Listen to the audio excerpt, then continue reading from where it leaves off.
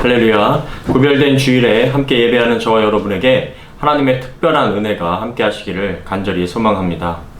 오늘은 사도행전 16장 1절에서 5절의 말씀을 가지고 디모데와 함께라는 제목으로 말씀을 나누고자 합니다.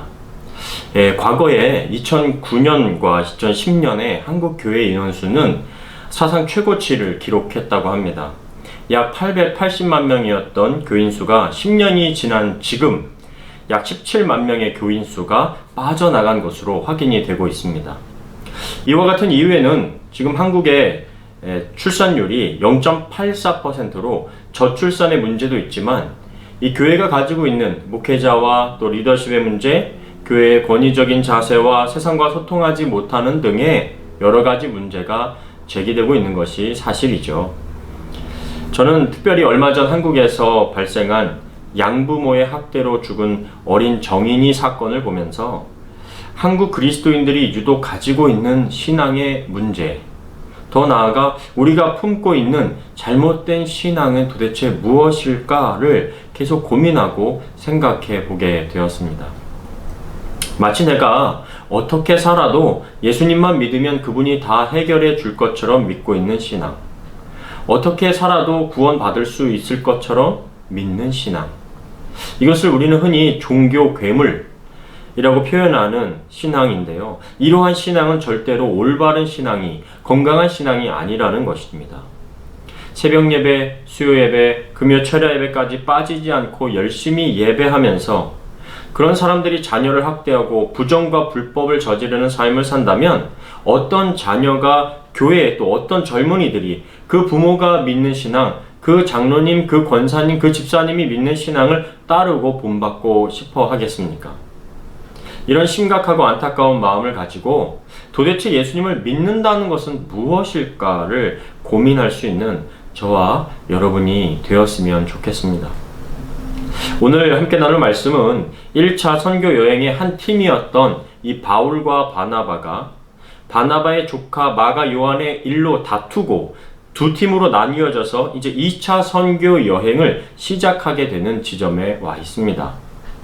이제 성경은 선교의 중심이 바나바의 리더십에서 자연스럽게 바울의 리더십으로 옮겨지며 바울의 선교 여행에 초점을 맞추어 앞으로의 모든 기록이 조명되고 있습니다. 바나바와 마가 요한은 함께 배를 타고 이 키프러스, 구브로라고를 향해 나아가고 바울은 실라와 함께 시리아와 길리기아 지방으로 육로를 중심으로 선교 여행을 시작하게 됩니다. 2차 선교 여행이 시작된 목적은 1차 선교 여행을 통해 세워진 교회와 또 그리스도인들을 살펴보면서 그들이 건강한 신앙생활을 하고 있는지 점검하고 또 돌아보는 그런 것이 목적이었습니다. 바울과 실라는 1차 선교 여행의 마지막 지역이었던 곳을 2차 선교 여행의 시작으로 잡고 이 더베와 루스드라 지역으로 올라갑니다. 사도행전 16장 1절부터 2절입니다. 바울은 더베에 들렸다가 루스드라로 갔다. 거기에 디모데라는 제자가 있었는데 그의 어머니는 주님을 믿는 유대인이었고 아버지는 그리스 사람이었다. 디모데는 루스드라와 이고니온에 있는 신자들에게 존경을 받고 있었다. 이곳에서 이 바울과 실라는 이 지역에서 존경받고 있던 디모데를 만나게 됩니다. 디모데는 후에 바울이 아들이라고 부를 만큼 가까운 사이가 되었는데 디모데는 1차 선교 여행에서 전도를 받았던 여인의 자식이었습니다. 다시 말하면 이 초대교회 1차 선교 여행을 통해 복음을 받아들인 1세대의 신앙을 전수받게 된 2세대 그리스도인이었다는 것이죠. 이것은 참으로 놀라운 일입니다. 예수라는 인물이 전하고 남긴 십자가의 사랑과 부활의 의미가 이방인들에게 전해지고 그 말씀을 들은 1세대 그리스도인들의 신앙이 자라게 되고 또 씨를 뿌려 열매를 맺히기 시작했다는 증거가 바로 이 디모데와 같은 2세대 그리스도인이었기 때문입니다. 말씀에 보면 그의 어머니가 유대인이고 아버지가 헬라인 그리스 사람이었습니다. 영어를 보면 whose father was a Greek 이라고 과거형으로 말하는 것을 보면 어떤 이유에서인지 이 디모데의 아버지는 일찍 사망하고 어머니와 할머니의 손에서 자란 것을 알 수가 있습니다.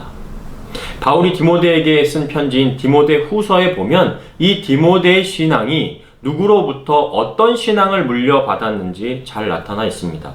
디모데후서 1장 5절입니다. 이는 내 속에 거짓이 없는 믿음이 있음을 생각함이라. 이 믿음은 먼저 내 외조모 로이스와 내 어머니 유니게 속에 있더니 내 속에도 있는 줄을 확신하노라. 디모데에게 있었던 거짓이 없는 믿음, 진실한 믿음은 먼저 그의 할머니 로이스와 어머니 유니게가 가졌던 믿음이라는 것이죠. 바울과 바나바의 1차 전도 여행 때 예수님의 복음을 받아들인 할머니 로이스와 어머니 유니게를 통해 이 디모데에게 순전하고 깨끗한 믿음이 전수된 것입니다. 바울은 이런 거짓 없는 믿음, 진실한 믿음을 가진 디모데를 참으로 좋아하고 아꼈는지 이제 아들이라고 부를 정도가 된 것이죠. 고린도전서 4장 17절입니다.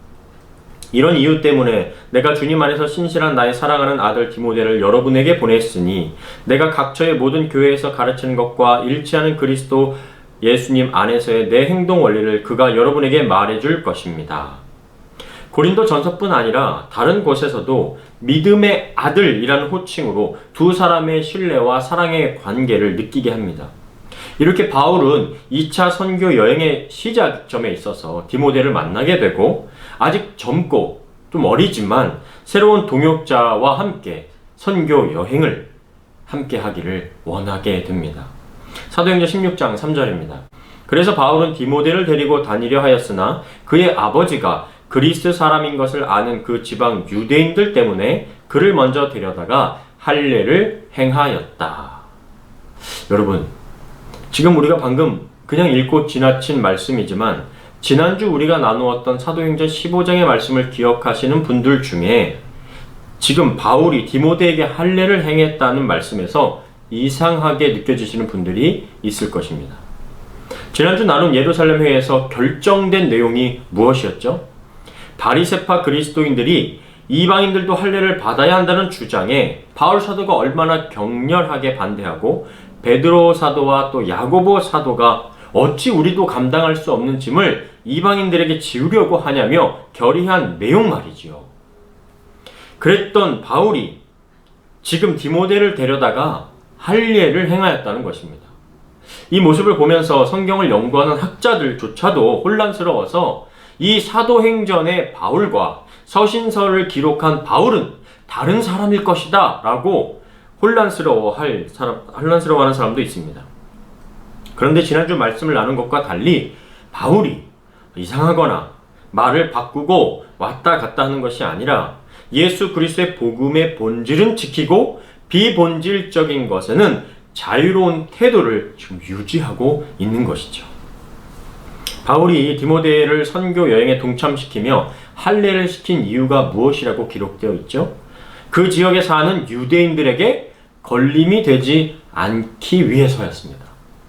지난주 유대인 그리스도인과 이방 그리스도인들이 함께 그리스도 안에서 하나가 되기 위해 우상 숭배에 참여하는 것과 우상에게 바쳐진 음식을 먹지 말자고 조율했듯이 예수님을 증거하는 데에 할례를 받았느냐 받지 않았느냐 때문에 유대인들에게 복음을 증거하는 것이 걸림이 된다면 비본질적인 할례를 행하고 유대인들을 얻고자 한다는 것이죠. 나 같은 죄인 살리신이라는 찬양, 어메이징 그레이스라고 이 유명한 찬양 여러분도 다 잘 아실 겁니다. 이 찬양을 만든 존 뉴턴이 바울에 대해서 이렇게 표현한 말이 있습니다.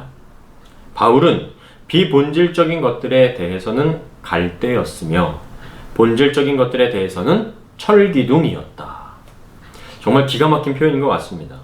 종교개혁자 마틴 루터도 바울에 대해서 이와 같은 태도를 이렇게 표현하고 있습니다.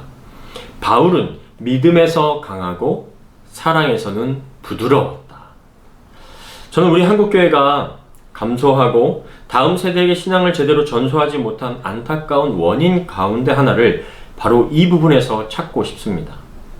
강한 믿음을 전수하기 위해 강한 태도와 또 율법적인 부분, 권위를 강조하면서 비본질적인 것에 대해서 유연하지 못했고 부드러운 사랑이 온전히 전달되지 못했기 때문이 아닌가 하는 것이죠.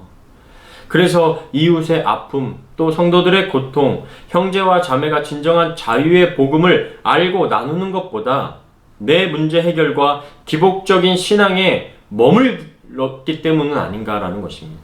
율법적인 태도를 강조함으로 그 율법적인 태도를 잘 지켜야만 구원이 있는 것처럼 바리새파 사람들처럼 전수했기 때문은 아니었을까라는 안타까운 마음을 갖게 됩니다.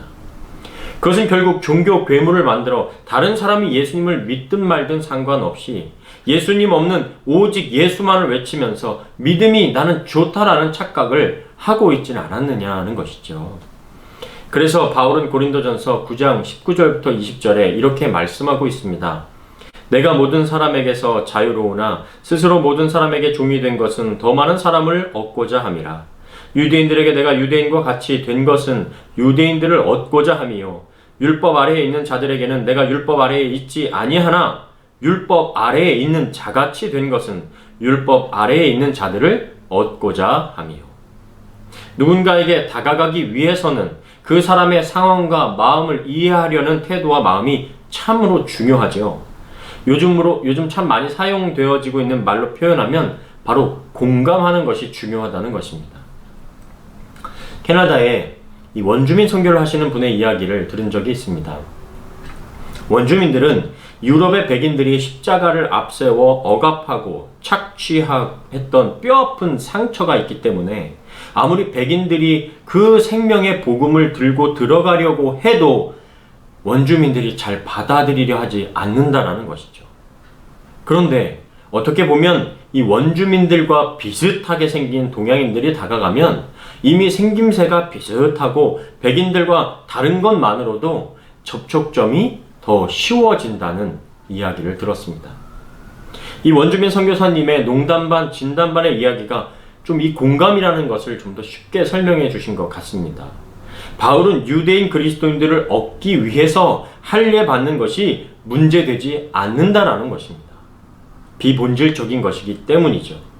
이방인 그리스도인을 얻기 위해 이방인과 식탁의 교제를 나눌 때 때로는 이 우상에게 바쳐졌다 시장에 나와 사오게 된 음식을 먹는 것도 바울에게는 율법 아래에 있지 않기 때문에 문제가 되지 않는다는 것입니다. 그러나 이 모습이 거슬리고 불편한 믿음이 약한 지체 혹은 유대인들을 위해서라면 그것조차도 하지 않겠다라는 것입니다. 이것이 본질에는 강하고 비본질적인 것에는 약하고 부드러운 태도입니다. 무엇을 위해서죠? 사람을 얻기 위해서죠. 예수 그리스도를 믿게 하기 위한 영혼을 얻기 위해서입니다. 여러분은 어떻습니까? 어떤 사람은 교회에서 목회자의 옷차림 또 사모의 옷차림을 가지고 시험에 들었느니 안 들었느니 라고 말하는 사람도 있습니다. 어떤 사람은 교회에서 찬송가를 한다 안 한다 너무 찬송가 아닌 것만 한다는 등 이런저런 이유를 가지고 교회를 나오니 안 나오니 라는 귀여운 투정을 부리기도 합니다. 이런 신앙생활은 종교 괴물, 종교 귀신이 되기에 딱 알맞다라고 말씀드릴 수 있을 것 같습니다. 예수님께서는 우리를 얻고 살리시기 위해서 종의 형체로 이 땅에 오셨습니다. 어디까지 낮아지셨습니까? 바로 십자가에 죽기까지 낮아지셨습니다. 우리를 얻기 위해서였죠. 바울 사도도 마찬가지입니다. 이방인들이 구원받을 수 있다면, 그들에게 복음을 증거할 수 있다면 내 자유를 구속하는 데까지 나아갔던 것입니다. 유대인들에게 복음을 증거할 수 있다면 디모데야 할례를 받자. 그들이 예수님을 믿을 수 있게 한다면 그거 별로 문제되지 않겠다 하며 디모데의 자유를 구속했던 것이죠. 이것이 주님이 우리에게 행하신 십자가의 사랑이었기 때문입니다. 바울 사도가 갈라디아서 5장 6절에 이렇게 표현합니다. 그리스도 예수 안에서는 할례나 무할례나 효력이 없으되 사랑으로서 역사하는 믿음뿐이니라. 아멘. 어릴 적 들은 설교 중에 성경을 꽉 비틀어서 짠다면 사랑이라는 한 단어가 나온다라는 말을 들은 적이 있습니다. 우리에게 어떤 율법적인 행위가 아니라 사랑으로서 역사하는 믿음만이 우리를 살리고 생명이 되어 흘러가서 이웃을 살리고 고통스럽고 힘들어하는 영혼들을 살려내는 귀한 능력이 되는 줄 믿습니다. 그리하여 우리의 신앙생활이 내 개인의 생사화복 안에서 머무는 것이 아니라 진짜 예수님이 우리 삶의 어떤 분인가를 고민하며 진짜 신앙, 디모데가 가졌던 거짓 없는 믿음, 진실한 믿음, 다시 한번 우리 다음 세대에게 전해줄 수 있는 우리 예수가족교회 성도님들 다 되실 수 있기를 주님의 이름으로 간절히 축원합니다. 아멘.